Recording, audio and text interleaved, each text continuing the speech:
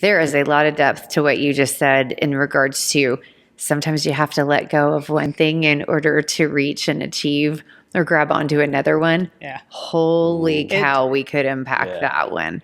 Wow. I mean, and that's really hard, right? Yes. Like in real life on other things and your career, all this stuff. Like it's really hard, but even just in rock climbing, you're kind of like, okay, I'm 2 inches away.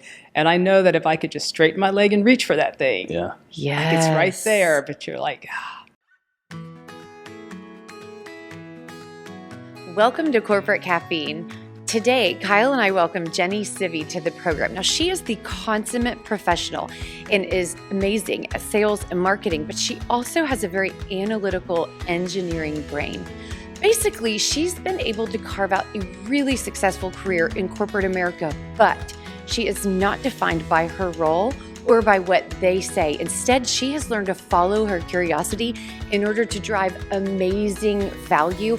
And on top of that, that knack for following her curiosity has really, really shown up in her personal life. And we dive back and forth between what does it look like when curiosity helps you live a rich, exciting, successful life.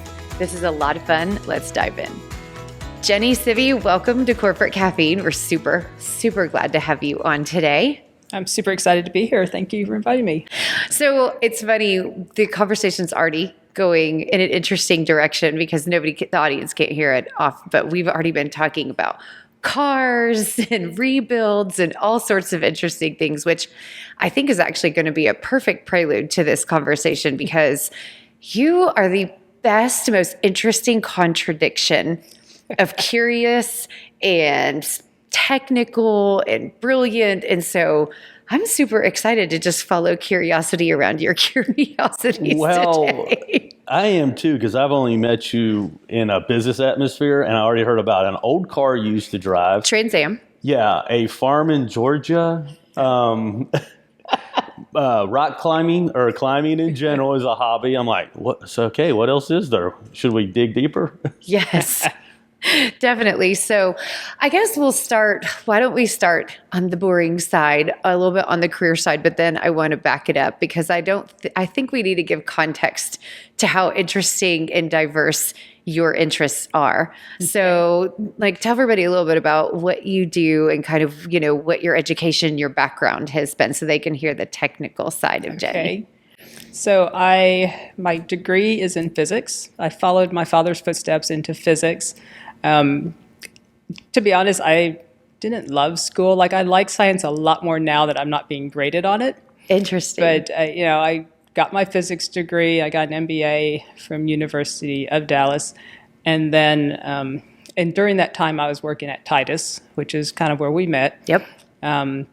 I started as a product manager. Actually, I started as an application engineer, and I was product manager. I was product manager for the longest time, and then marketing. I did regional sales. I did almost everything except for like the actual engineering positions, design engineering.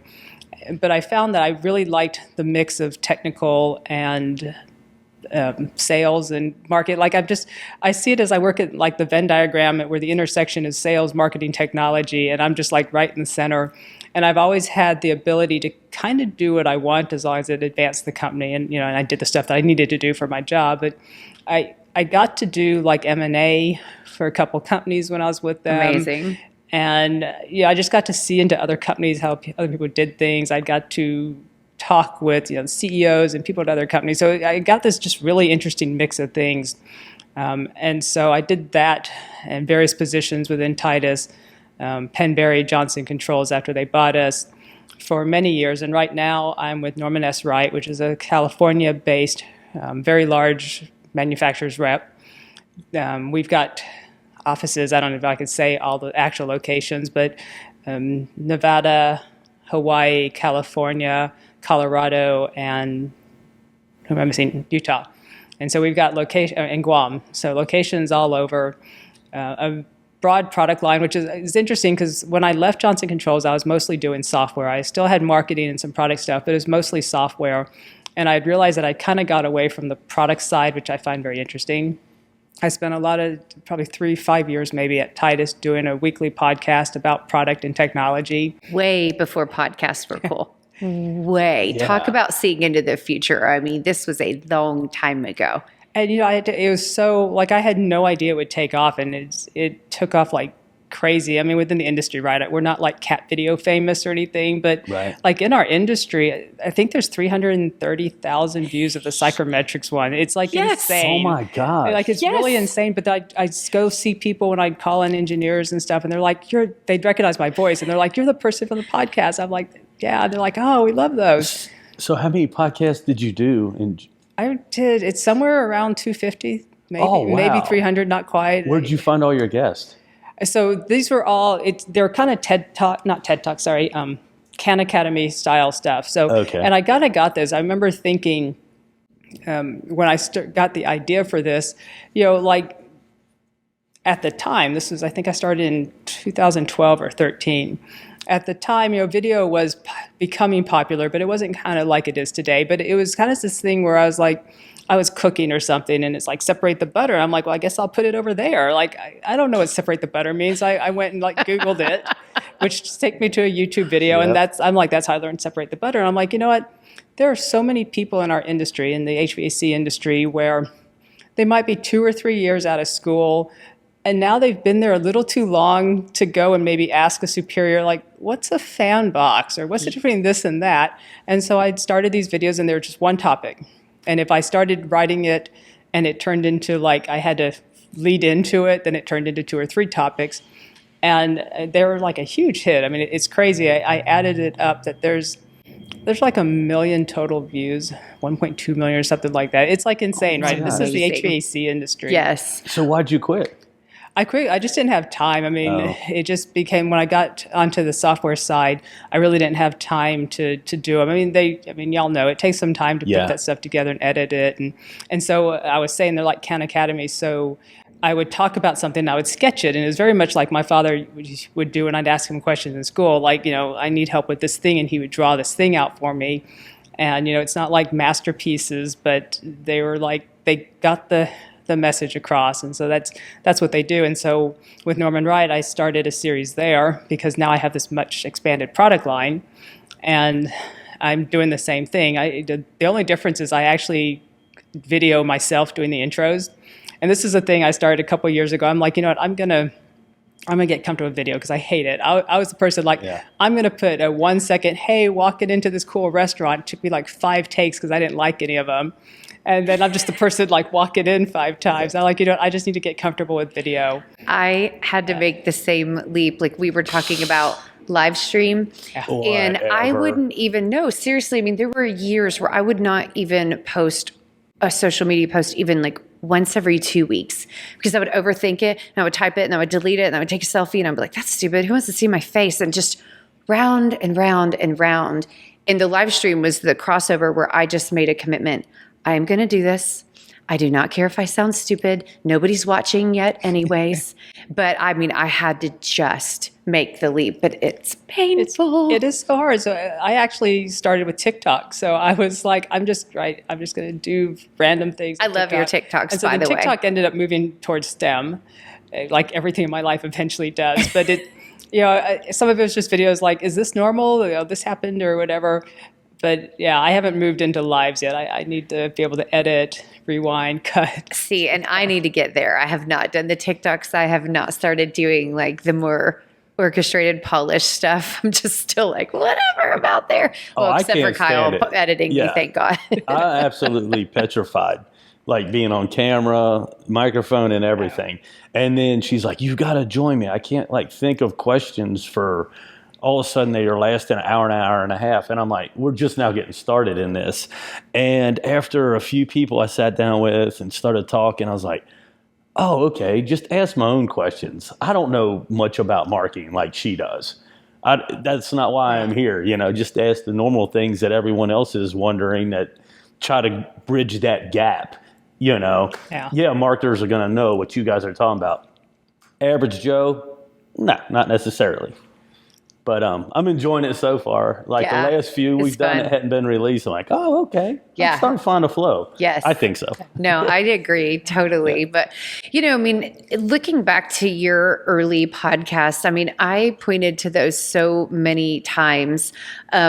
for people to just to tell people, don't overthink it. It's a little bit what you're talking about too, Kyle, about just bring what you're thinking, bring your natural. And that was just you going, hey, I see the gap where engineers go through this crazy test and they get the initials after their name and they get their PE and they didn't learn what they need for their future jobs. Like all of that comes from on the job training. But once you're not new, where else do you go?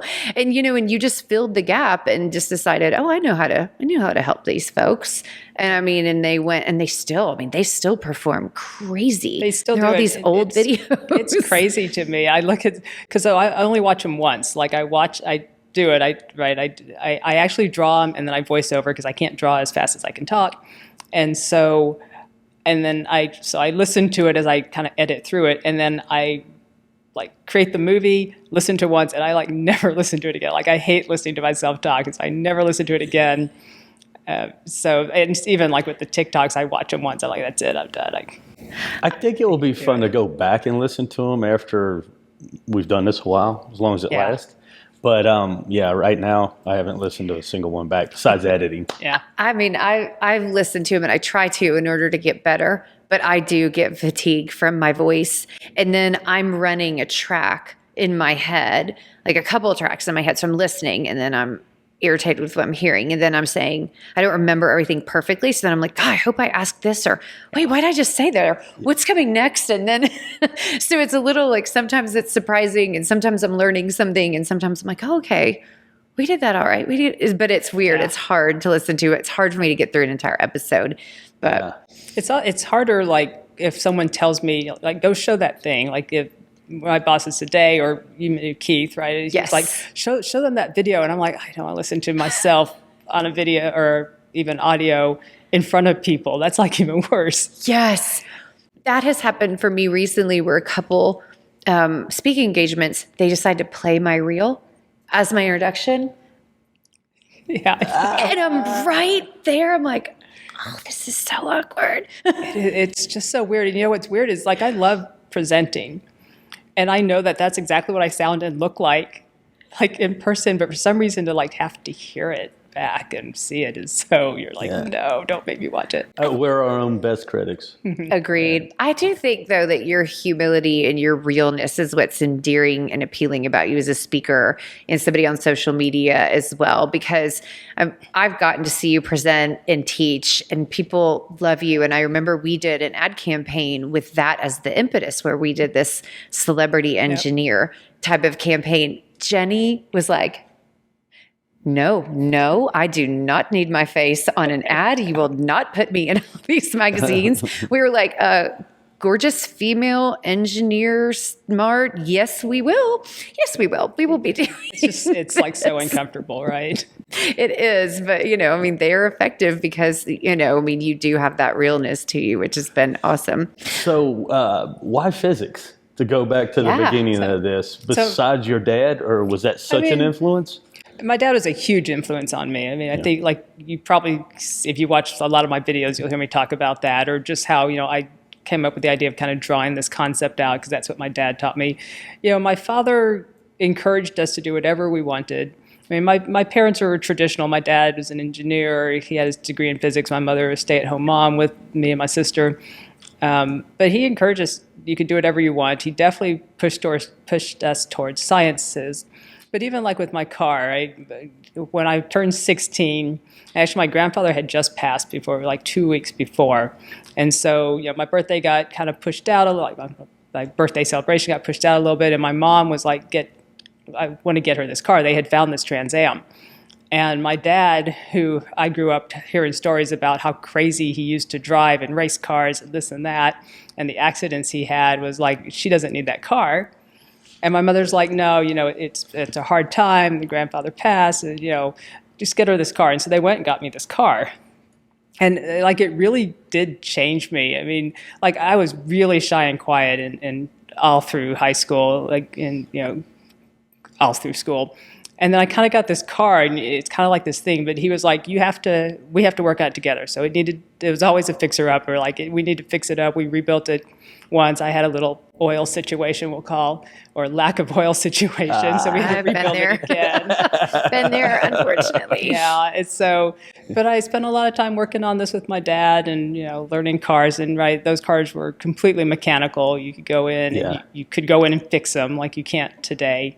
And we spent a lot of time just working on cars, and I kind of gravitated towards the things he did, and his degrees in physics.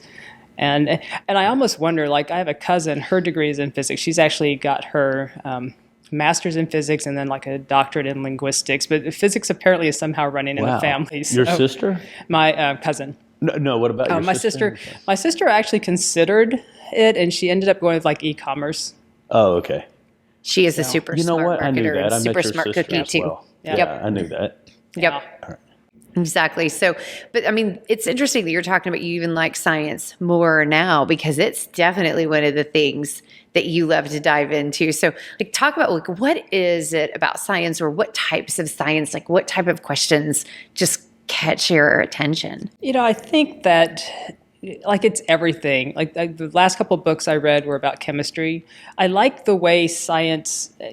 A lot of the stuff I read is about how science is in real life. So the chemistry book is like it's elemental, and it talks about the different elements and how they affect our day to day, or how they affected history as they through time. I read a lot of that. I'm kind of all over the place. I read a book called Gut, and it talks about microbiome, and I'm like, this is the most amazing stuff. Like, and I'm telling my husband stuff. I'm like, don't you think this is fascinating? And he's looking at me like, no, not really. Like, he's an engineer, but he's like, no, I don't really think the microbiome is that awesome. Right? I don't know why we're talking about this. And so I think that's part of the reason I do TikToks, though, because he's like, you need to go tell someone else that. You're like, okay, I'm going to go tell my people. I'll go tell 500,000 people tomorrow, and it's not going to be you. They want to hear. Yeah. No. He'll say something, or I'll say something. He's like, oh, that's interesting. I'm like, well, if you'd watch my TikToks, you would know these things. Yes. Yeah. I've got to give our son, Cole, that book that you're talking about. He's just discovered that he thinks chemistry is easy. And he's surprised that other people don't think so. So I'm definitely getting that book for him. That's what he's getting a degree in. Yeah, exactly. Yeah. So, and so I'm kind of all over the place with the stuff. That's why I like my blog and all is Jenny Geeks Out, because sometimes it's just completely random. But that, when I talk to kids about STEM, which I haven't really done since COVID, but like that's what really catches them, is that you need an engineer to make this chair. You need an engineer to do this, right? My sister and I had the soap and candle company, Pig and Peacock, and that's chemistry. You take oils and water and you mix it and make lotion. And these kids, I just had a video of that, and you see like this clear thing and this clear thing. You mix them together and it turns white, and it's lotion. And they were like, "You can make lotion." It's everywhere, and it's just day to day. Like all technology and all science isn't like space and stuff, right? There's so many ways to get interested in it, but I think you have to connect to it on like just a everyday basis, especially at like kids level, because at that time you're learning things that you don't ever think you're going to use. Yes. And then to realize that, you needed to know that to make this chair or something like that. It's huge, and it just unlocks the opportunity that there's so much depth and so much humanity and so many interesting things behind every single item, every single process we take for granted. That's one of the things I love about working with clients, like the companies you've been with or anything, because it's like all of the amazing learnings that have had to take place over decades and even hundreds of years in order for us to turn on clean water, or for us to be in a comfortable room at a certain temperature, or the lighting to make us look good, or for us to talk to 500,000 people on social media. I mean, it's so exciting. And it's all this invisible intelligence happening just constantly behind us. And it's crazy. Like right now, I'm really into like 3D modeling and just virtual reality or augmented reality, really. Like, how is that? Like, it's been around for a while, but I feel like we're so close to something with it, like it becoming more mainstream. And so I've been playing with the software tool is actually called Blender. And so I, every night I'll do like a tutorial. I'll learn a little thing. I'm horrible at it. And I'm also trying to like justify how I need a 3D printer. Yeah, which are so cool. Yeah. I mean, everyone's going to have one someday. I should just get mine now. But so I'm kind of doing that, and then it kind of, I take that. I'm like, oh, so I can take that thing, and so right now I'm doing Instagram filters. Like I'm playing around with Spark AR and how to do filters and walk around stuff. So, but I like that's someone's job. Yeah. Right? Yes. Yep. Like there are kids who could grow up today and go, you know what? I want to make virtual reality dinosaurs at Google. Right? Like someone did that. That's their job. Yeah. That may not be all their job. That's someone's job, right? Like that wasn't an opportunity when I was going to school. No, and it is interesting where it's going to go. It's like we put all these ideas out there, but the dots aren't connected yet. And you're just going, all right, what about this metaverse? What about whatever's going on? I was going to talk about, though, I go down these rabbit holes now on YouTube and podcasts that I would have never done 10 years ago. Neuroscience, all these things where I'm like, oh, I'm so intrigued by this. The bad thing about it is now I think I know a decent amount about it, which I don't,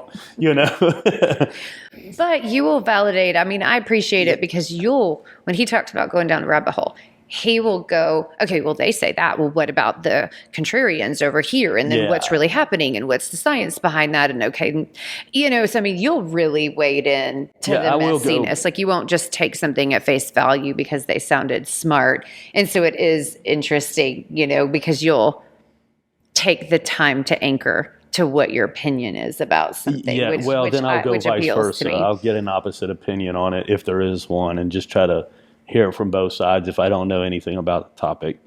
But I can relate to your husband every so often. He's so down the rabbit hole, and I'm like, this again? Haven't you been talking about this for weeks? Pretty sure we covered this ground. Yeah. So, but that's good. I'm like, I don't have that, or I don't have the brain capacity for that lately.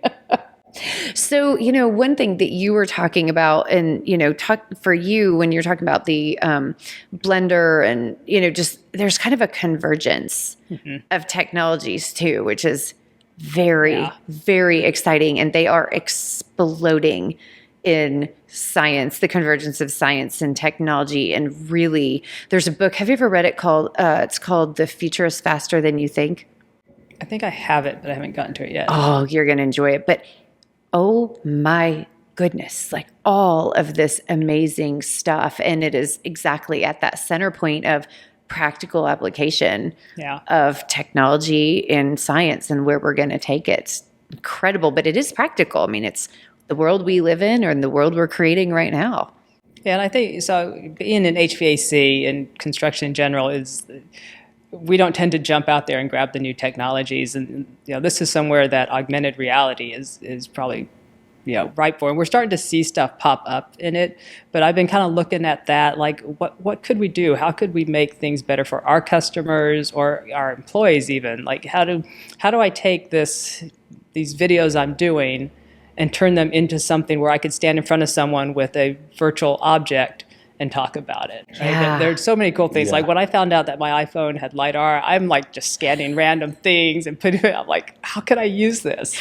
I'm going to find it. Well, if you're interested, before you leave today, we'll have to put the Quest headset on you and show you some of the stuff one of our clients is doing because they're applying it. They're in infrastructure and they're applying it to training and factory tours and all sorts of crazy stuff. But I try not to do it in public because I'm pretty sure they're going to videotape me, swiping at the air and then post it on social media. Yeah, if they're figuring out a way to implement it in training and product acknowledgement, all those type of things, I know you guys could with HVAC. I mean, I think there's so many opportunities, and lots of companies are kind of starting to look at it. It's not mainstream yet, but I just look at all this stuff, and I found out we were driving to Georgia about a month ago, maybe 2 months ago now, but we were driving there, and I found out, so first of all, that Canon makes a lens that does 180 fisheye, so you can make VR movies. So cool. I'm like, okay, first I'll need that. And then I found that you could put that on like the Oculus. And I'm like, honey, did you bring the Oculus to the farm? Because I'm just going to make stuff and put them. And he did it. So I was like, I need to remember to go back to that. But I was like, you could just make your own virtual reality movies. Like Like those are just Yes. in people's hands now. And I'm going to cast a vote for you getting your 3D printer, because if you think back to, you've had consumer product stores and, you've done that. I have no doubt that you will figure out something to build and sell. Like just playing around where somebody goes, ooh, I'd buy one of those. Yeah, I have no idea what I would do with it. Every now and then you're like, oh, we need this weird random part. If I had a printer, I could build that thing, but I don't know. Yeah. I do have like a, I can't remember what it's called now, but I did it as a Kickstarter at the time where it's a pen that draws 3D stuff, like it extrudes the plastic. Turns out I can't draw in 3D any better than I can in 2D. But it was fun. I bet it is fun. I think I've seen something like that, but I don't know if it was real. It's like the 3Doodler or something. Yes. Yeah. Oh, that's cool. I totally have that. And oh, I so still can't fun. draw. So. Okay, but then you like to be physical. Like you were telling us earlier, you rock climb over your lunch breaks. Yeah. Okay, how'd you get into that? It's something I always wanted to do, and for some reason I just never did. A couple of vacations, like to Costa Rica, we did rappelling or canyoning, and I love jumping off stuff. So I'm like, of course you do. That's the easier part than like getting there. But I've just something I always wanted to do, and then I don't know. I think it's probably been 4 or 5 years now, just over the Christmas holiday. I'm like, I'm just going to go and rock climb, and like I love it ever since. I've gone. I don't know, 3, 4, 5 times a week. So what do you think it is about it? I like that. I mean, it's physical, it's a good workout, but it's also very mental. Like the people, when you don't rock climb, you're like, well, you have to be really strong in your upper body or whatever. And like, that's not it at all. I mean, it doesn't hurt, definitely, but right, it's more of thinking your way through the path. They're called problems, and that's exactly how you approach it. You want to find the best foothold, handhold. You have to think about, when you're climbing, you kind of want to make this triangle, like you need 3 points on the wall and they can't all be in a line, right? Stuff like that. So you do that. So, and it's very much like some of the harder ones, you start climbing and you can't do that move and you can't do that move. And I found 90% of the time I watch someone else, I'm like, oh, I'm supposed to stand up. Like, okay, I hadn't thought of that. But then you realize you can't, and you're like, okay, why can't I? Where's my body weight? What I need to move? And you kind of solve the problem. And so I really enjoy that it is very mental. I mean, sometimes when I travel and I'll fly back into town, and I'm like, I'm going to go rock climbing like right now. And I realize that I can't climb very well because I'm just like mentally fatigued from the day and the travel and all the stuff. And I just can't climb well. And it's because I just really can't think my way through these problems. So on these indoor courses, do they change them very often to where you're not doing the same thing? Yeah, so I go to Summit, which is like right by my house. And they change about once a month. So it's nice. Okay. The first couple of times I'm like, I almost had that and now it's gone, and it's really frustrating. And then sometimes you're like, I wish they just take that one and make it go away. But it changes enough that you get to get new things about monthly. I've gone a couple times indoors, and one thing I realized was like, get close to that wall. Oh my gosh, it's so much easier on your body. You don't have to use these muscles and try to power your way through everything. And once I learned to stick to that wall, I was all right. Yeah. Or better. I mean, that's so interesting. There's so many lessons, like even just how you're talking about it. I never even thought about it being like a problem-solving wall, because, I've rock climbed a couple times, just super elementary paths. It's the same thing. Learn to get close to the wall, learn to use my existing strengths, which are my legs and not my arms. Yeah. But, listening to you talk, I mean, so many times I'm thinking, I don't have good finger grip, or I don't have this, I don't have that, I don't know how to, and not thinking, okay, well, how would I, or what's a different way to go about it? But man, ringing that bell, so satisfying. I have a blog post, maybe a couple, that are like lessons from life I learned from rock climbing. And they're just like that. Like sometimes it's like you just need to stand up, like you need to go for it. Yeah. Right. And the other lesson is sometimes you can't just stand up, like, and it's okay. That's the thing you need to work on. Or, balance. And sometimes you have to let go of one thing to reach another thing, right? When I first started, I'm like, I got this death grip on this thing that's really good, but that one's like 3 inches out of the way. Something has to happen here. And like, if I can't reach it, sometimes you have to go for it. And I do feel that rock climbing, like I really like it for that reason, is it's very, you watch people and sometimes it's really easy for them and you get up and it's really hard. And that's just the thing you need to work on next. Yeah. Yeah. There is a lot of depth to what you just said in regards to sometimes you have to let go of one thing in order to reach and achieve or grab onto another one. Yeah. Holy cow, we could impact that one. Wow. I mean, and that's really hard, right? Yes. Like in real life on other things and your career, all this stuff. Like it's really hard, but even just in rock climbing, you're kind of like, okay, I'm 2 inches away. And I know that if I could just straighten my leg and reach for that thing, like it's right there. But you're like, oh my gosh. Have you watched a documentary, Free Solo, with Alex? I could never do that. No. The bottom of my feet were sweating. I was watching it going, I was so nervous for him. I'm like, well, I kind of know the outcome of this because I've seen him in an interview afterwards. Yeah. But it was so nerve-wracking. Yes. I mean, so nerve-wracking. It was like 6 hours. I can't even imagine. No. And all the prep, all the memorization, all the problem solving leading up to that. No chance for failure. Amazing. Yeah. You know, everything we do in life, there's room for failure. That's how we learn. That's one sport, there's no room for it. No, exactly. So have you had any big pivot moments where, you had to let go of something or you did fall or something, whether it's in career or personal, where you're like, that changed things for me? Oh, that's a good question. Yeah, I don't know right off. I've been I feel like I've been very lucky in my career to do kind of whatever I want. But, I was with Titus / now Johnson Controls for like 25 years. And I did a lot of different roles there and I got to do a lot of stuff. But taking that step out of there, like 25 years is a long time. It's kind of unheard of in a lot of people today. And taking that step to come over to Norman Wright was kind of big. I was in this perfect little area where I knew all the people I needed to deal with.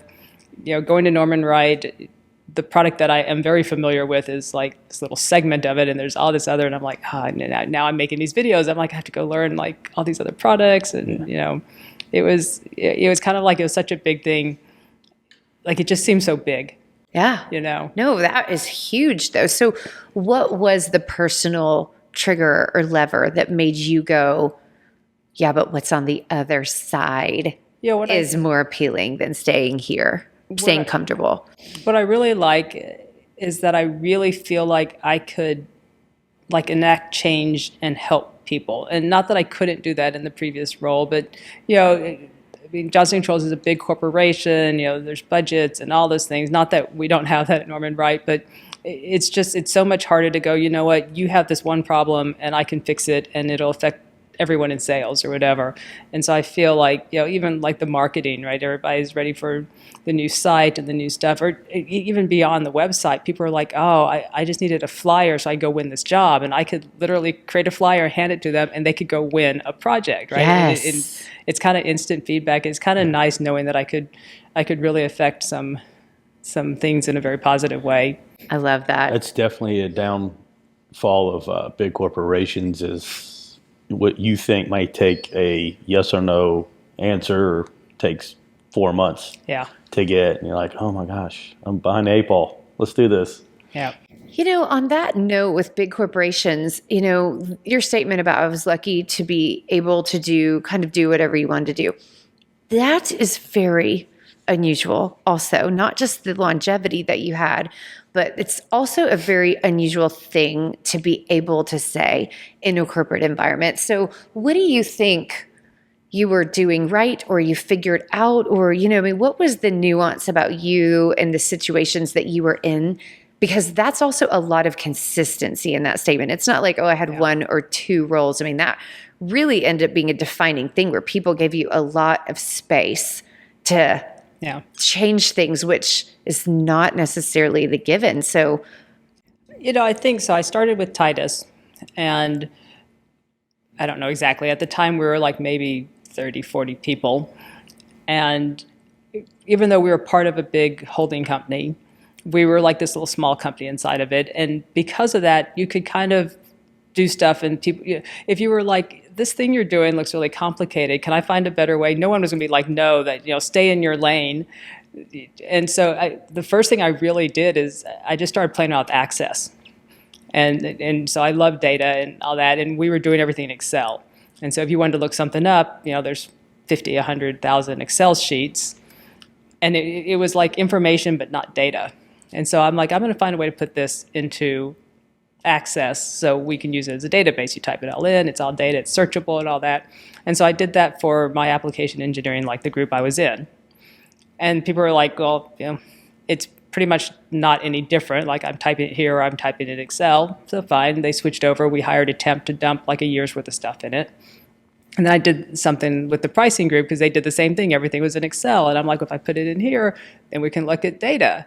And so they were like, fine, it made it easier for her, easy to get reports. And so then I kind of just, and it's probably the way I was raised. Like I would be like, hey, I did this thing and I think it will help you. And no one ever was like, no, stick with your thing. You're in application engineering. People are just like, oh, great, that's helpful. And you have to explain it. And it has to help them. It can't be more work for them. But I started kind of doing this through the company with different systems. And I was like, hey, I just did this thing. And then I think even at Penberry, right, all the brands I was in before we were purchased there were small little companies within the company. And so, like QR tags, I was like, hey, I made these QR tags that link to our installation manuals.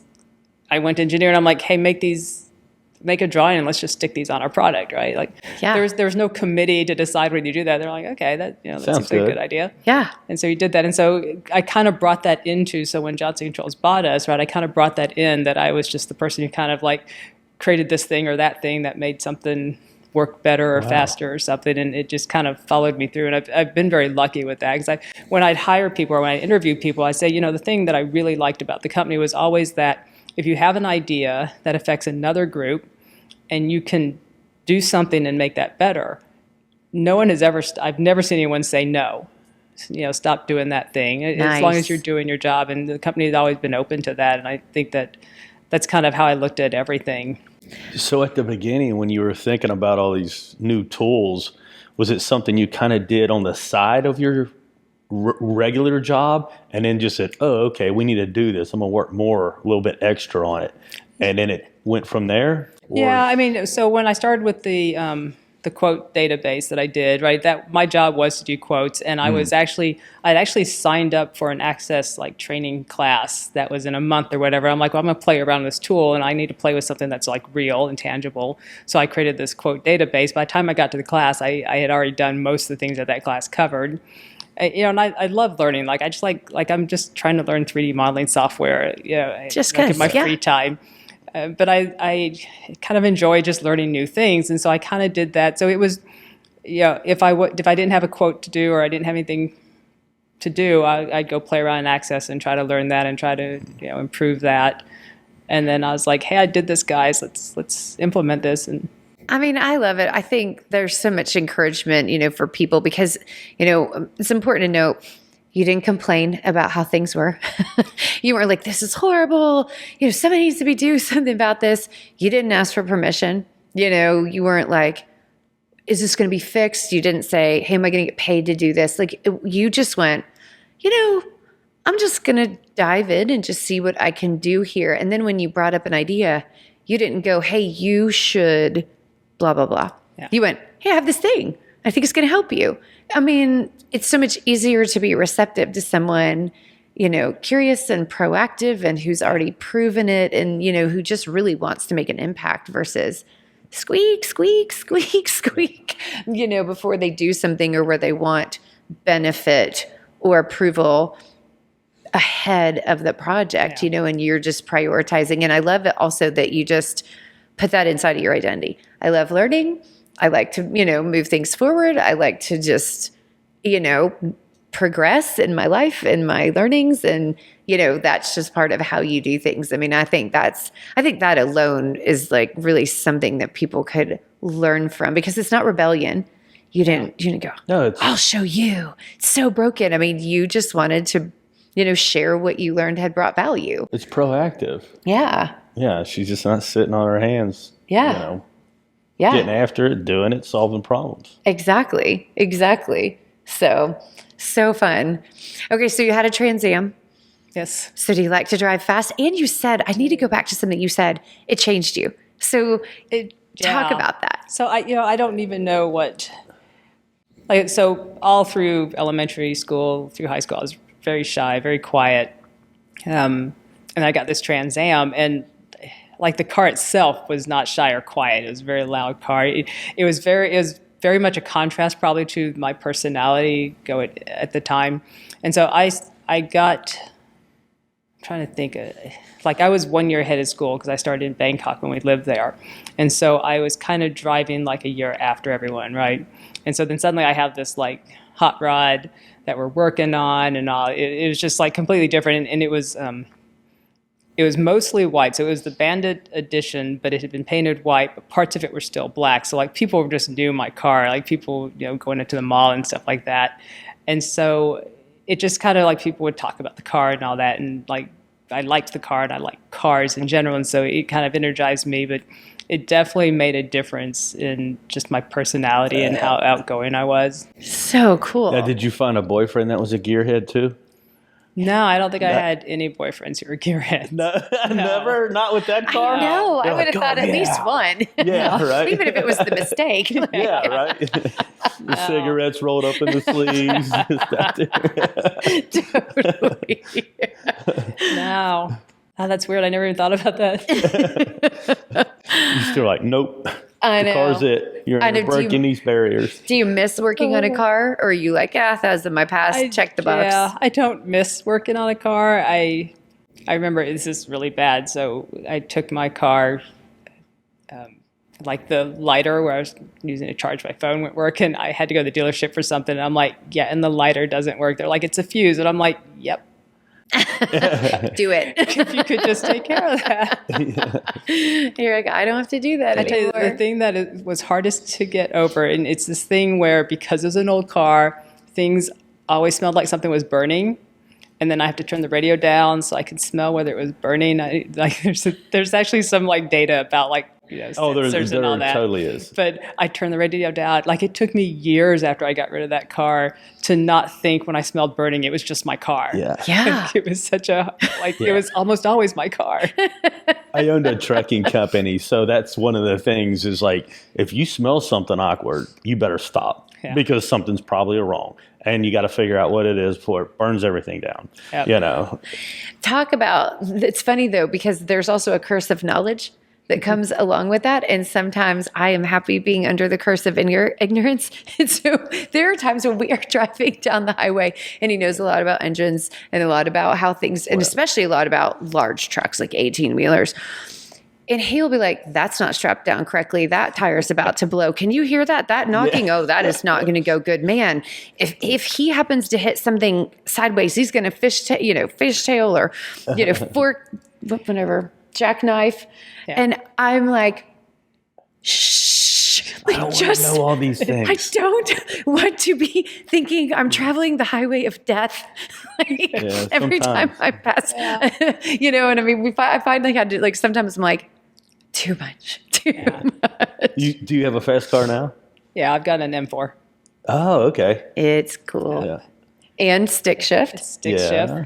I love it. I actually, so the car I sold, or I traded in my Trans Am for was a Firebird, and it was a stick shift, but I couldn't drive a stick, so my Firebird was automatic. And so I had to have a friend from work. I'm like, hey, can you go test drive this car? Because I can't. Like, I drove the automatic. I'm like, I like it. Wow. And then I'm like, I don't even know what you're supposed to be looking for, but you should drive it and make sure it, it's fun. I don't know. So he went and test drove it. He's like, I don't see anything wrong with it. And so then I buy the car, and I told my now husband, hey, I just bought a car that I can't drive. So can you take me over there and teach me how to drive this car? Yeah. So he drove it off the lot. We went to like a parking lot, and he taught me how to drive a stick. Oh, so fun, man. Fun. That is a very humbling experience. Like the ka-kung.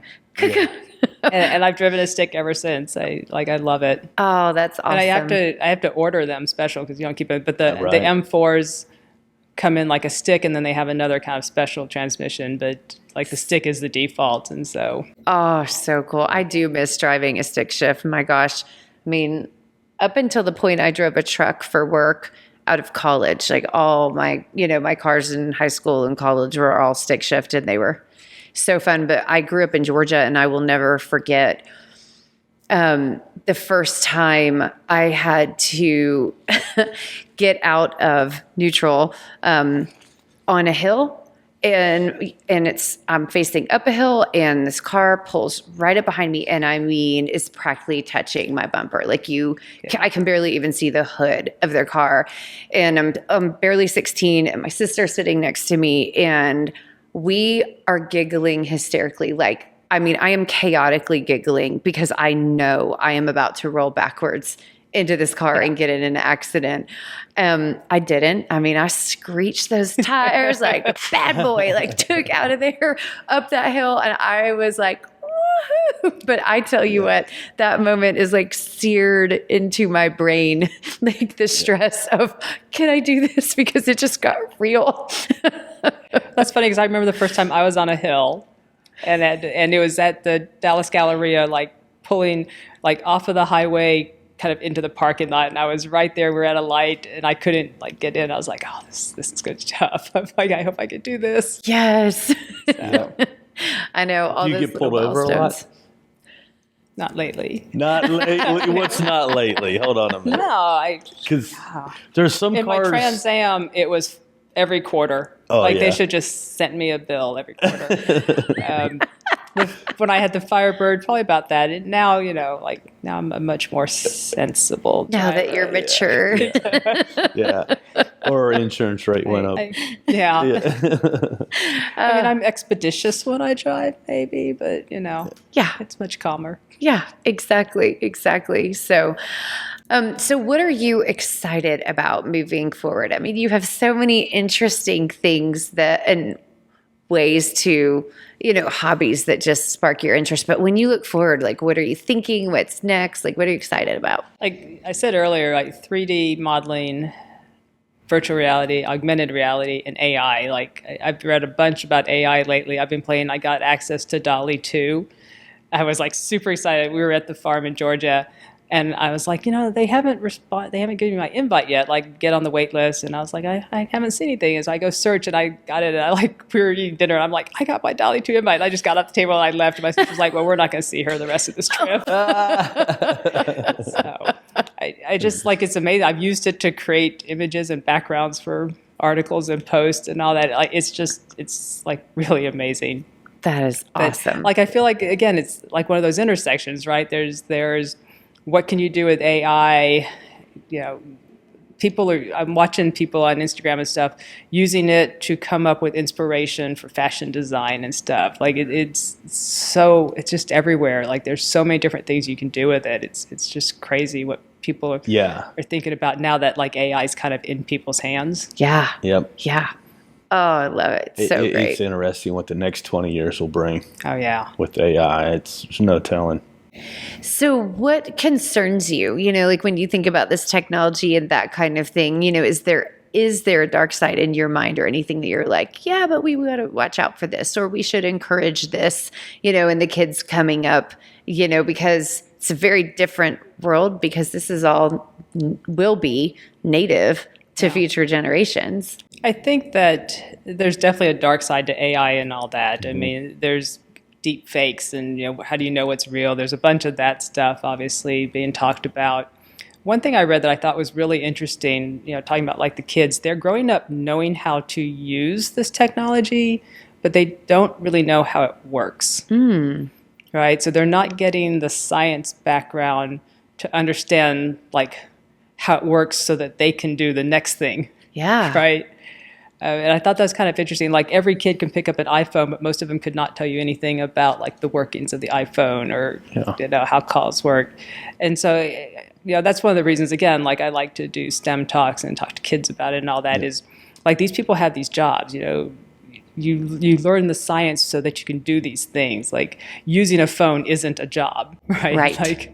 Right. Understanding what you can do using that phone, what's the next step? Like that's the job I want people to get excited about and create whatever that new thing is. Yeah, exactly. It was kind of like video games when I grew up. It's like, oh, they're on the uptick. Like we're all playing these video games, but we didn't know. If I were a video game developer back then, look what it would have done for me now. But you don't think of it that way. You just enjoy. They just use it as a commodity, playing soccer or whatever it may be. Yeah. Exactly. That's what I used to tell my kids. Get off those video games unless you're going to make money from them. Like, make money by being good, develop them, sell them, something. Yeah. Be productive. Learn it. Yeah. So where did you do the STEM talks when, because you said pre-pandemic, So I did a couple elementary schools. I tell you, I've done tons of presentations to engineers, right, for work and all that. Going into an elementary school was the scariest thing I ever did. I love it. I was like, I don't know what to say to, like, I don't have children, so I'm like, I don't know what to say to them. What if they just stare at me? And then, like, junior high kids, they're just too cool for anything. I was like, oh, they're not even, like, acknowledge I'm there. I don't know. So I've done some for, like, in this, I can't remember the names of the school right now, but in, like, the Plano and Louisville school districts where, like, their STEM club, or they have, like, girls in STEM clubs have invited me in to do talks. And usually they want some sort of activity, or especially with the kids. When I was with Titus, I'd bring in like the VR headset and all that. Yes. And they get to play with it, and they'd be like, oh, my dad has one or whatever. And I'm like, but you could actually get a job doing this, like developing it, right? And I think that's not something they think of. Like they think of playing with it, but like the idea that they could just create it. Yep. And so, that's kind of the thing I take out there. I was working, or not working, I was at a high school in Plano, and I brought like NFC tags, and I'm like, for like $0.25 you can get NFC tags. You can use your phone, program stuff into it, and I can just tap my phone and start my egg timer or turn on my lights, and so I want them to kind of start thinking how these things connect. Like I can tap my phone onto an NFC tag that I have in my garage, which calls out a website, and that website turns on lights in my house. Amazing. And they can build that. And they can do that. And you're showing them. For like right here in front of you. Right. Wow. So is your home just totally teched out? My home is super automated. I mean, we have a lot of lights, our fans, and we tell Alexa, like, she does everything for us. I'm very nice to Alexa in case Alexa takes over someday because she controls everything in my house. Yeah, we just moved recently, and we have the Nest thermostat, blah, blah, blah. It's on my phone. Oh, I'm catching so much hell for this because I'm like, it shows that I'm not there, so it raises the temperature. It's 102. I set all the settings. Inner control freak. Well, like he's done a good job. Like that is not usually your MO, but he's like, oh, I'm not home. I'm just going to crank that AC up. Like nobody needs to be on that floor right now. I'm just going to like push them. One of my sons is like, you've got to quit doing that. Get it off of that setting. Every time you leave, all of a sudden we'll be sitting there and just start sweating. It's hilarious. I love it myself. I mean, I think it's great. Like we turn our thermostat up, our fans on and all that. Yeah. And, again, kind of going back to my industry, I can do that at home with a bunch of $25 bulbs, some NFC tags, all that. Like, we are going to get as a society to the point where you're like, if I can do this at home, why do I have to go hit a switch in my office? Yeah. Yeah. Right? Yep. I think we're going to move that way one way or another. And I think it's going to be really fun. Yeah. I agree. Been looking around here going, oh boy, there's a lot of updating that needs to be done. That's all right.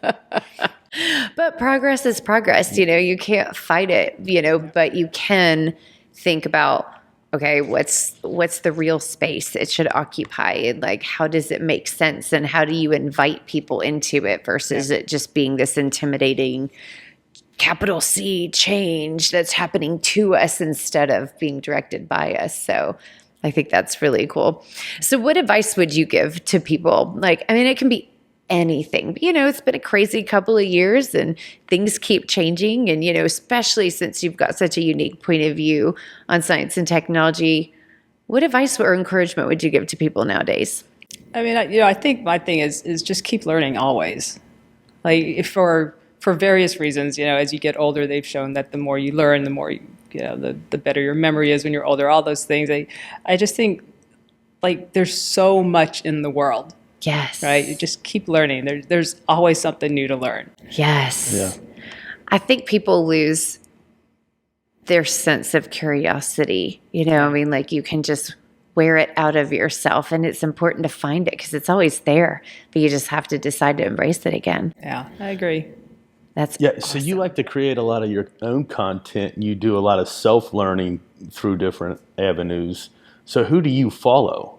Who intrigues you? Nice. I follow so many science communicators. Like right now, my TikTok feed is just astronomy because the James Webb Telescope. I followed a bunch of stuff, and now it's just like astronomy all day long. Astronomy and dogs. That's my feed. So there's just a ton of science creators, and some of them are small, and I just like what they do. And it also you get to kind of talk with them in social media. And that's one thing I think a lot of people don't think of. They think of social media as like I'm posting pictures of my food for strangers or whatever. But I've had a lot of friends who I've never met in person on social media that you talk to, you have conversations with. I remember years ago, one of them died of a heart attack. And it showed up in my feed kind of like someone had said, RIP. And I was like, that can't be. And I had to close my office door for a minute because this person I never met in person had passed, and I was like, I just can't believe that. Yeah. Wow. Like they're real relationships. Exactly. Yeah. The other day I got a question from somebody, and they were asking, our company is trying this initiative to validate or attribute the impact that social media has on our sales, et cetera, et cetera. Do you have any thoughts about it? Because it's really difficult. And I said, well, it's really difficult to do what you're trying to do. But my whole point, without going into the deep explanation and blah, blah, tactical boringness, was social media is social. It's a social construct. Like, yes, it's in technology. And yes, you can attribute some numbers of impressions or conversions and engagements to it, but it is social. And that's why it's constantly changing. And there are real relationships. And so if you want followers, you have to be a follower. If you want people to comment, you have to comment. If you want people to pay attention to you, you have to create something that's actually worthy of being paid attention to.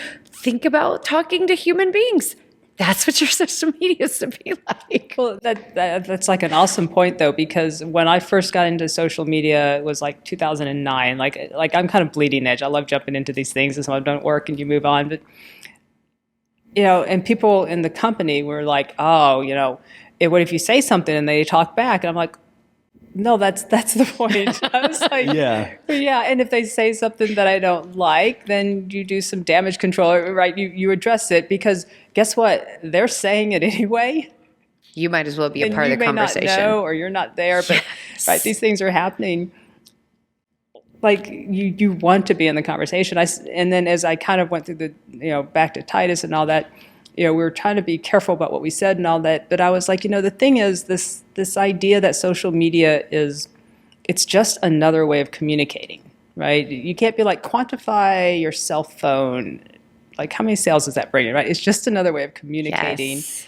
And people are expecting it now, right? So maybe the current generation of leaders in companies think it's just like this thing, it's a marketing thing or whatever. But there are plenty of times where I'm like, I need to know if Whole Foods has this thing.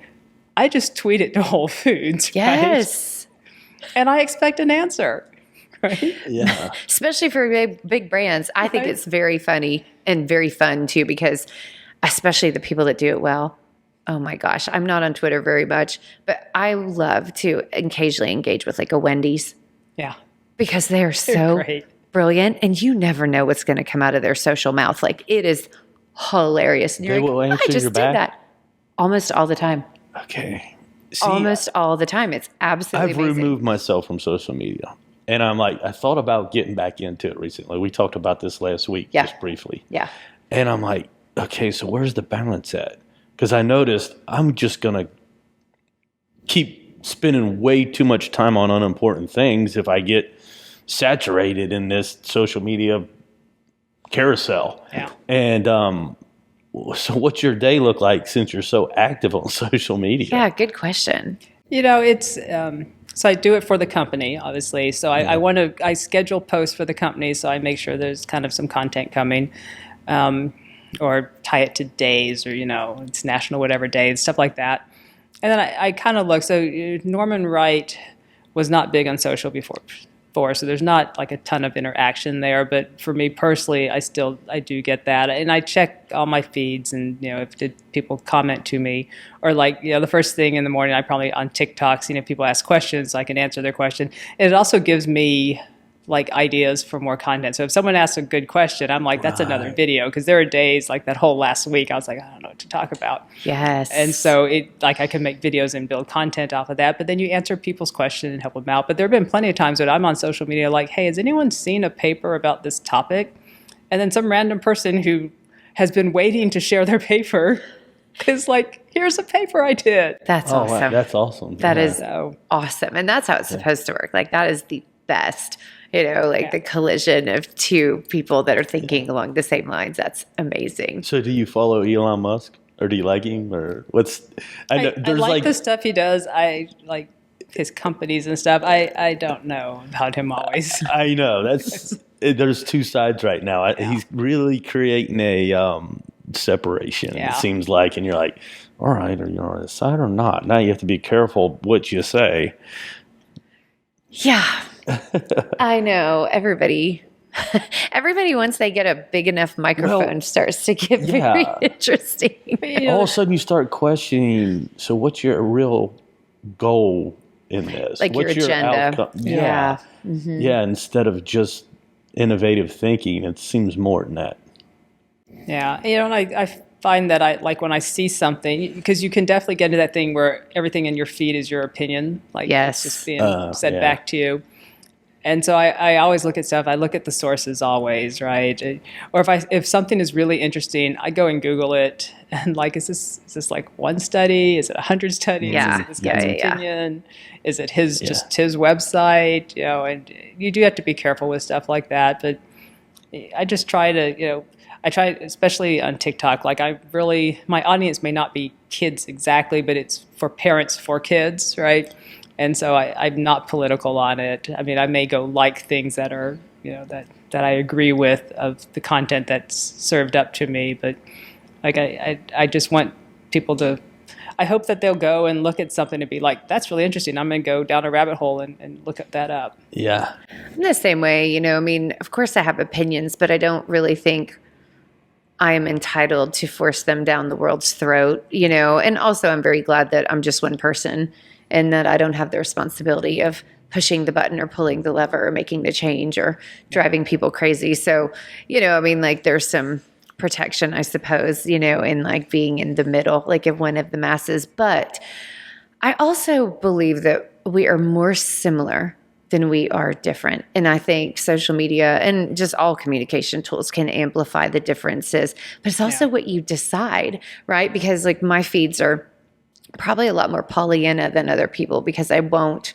click on that stuff. And, I decide, to your point about to get political information, not on social media. So I won't click on any of it because of how the algorithms, how we now know the algorithms will just feed you whatever is the clickbait that they think is going to get you addicted to their stuff. So, but when you think about just being a human, like the human experience in general, people want to learn, people want to find their potential. Like they want to have good relationships. Like we don't like to feel alone, which is why social media works. We want to give and make an impact, and it doesn't have to be a million different things. Those few big core fundamental pieces make us all very similar, and then we just scamper down the difference pathway. But, like more voices talking about follow your curiosity and, share that and investigate and learn. I mean, that's powerful stuff because it is what knits us together. So I think that's amazing. Jenny, where can people find you if they want to follow you on social media or keep track of what you're up to?